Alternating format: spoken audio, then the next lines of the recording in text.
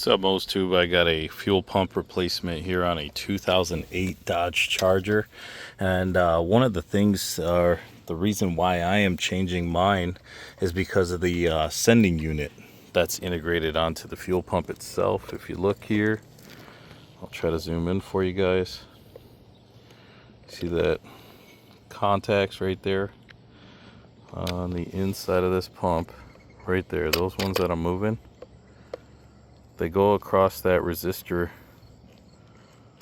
right here, so that way it can measure the amount of fuel you have inside of the tank.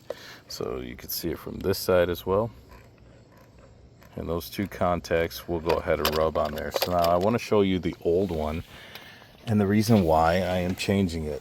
So here's the fatigued,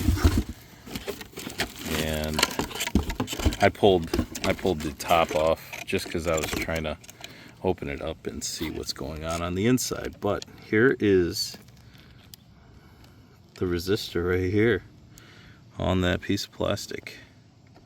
So you don't even have any visible material on there.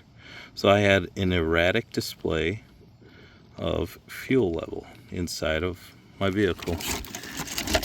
So every time I filled up, I had no idea how much fuel I had inside of there. And if you look, it's a total wear down of the wiper arm assembly here on the inside. And you can hear it. It's just plastic. Plastic rubbing on plastic at this point. Squeak, squeak.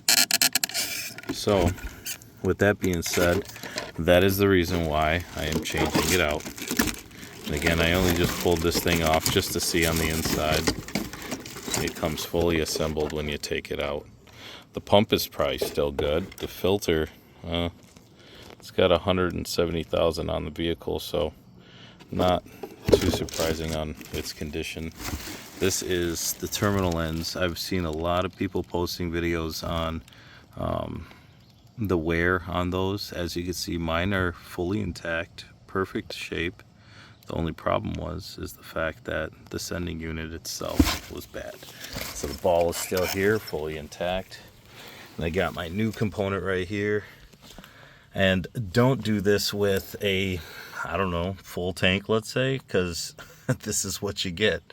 So you can see I got fuel all the way up, and the little spillage that happened was when I pulled the fuel pump out, and it collected there. I'll take care of that, and that's not too big of a deal. But one thing you want to make sure is that while you're banging this retaining ring off of its mount here, you're going to want to go ahead and vacuum out all the debris, so that way you can reduce the amount that will actually get inside of the tank.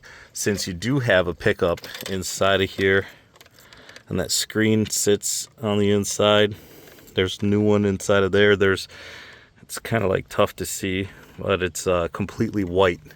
And then you also have a fuel filter. So the minor debris that might get in, I wouldn't stress about it too much. Just go ahead and do your best job possible.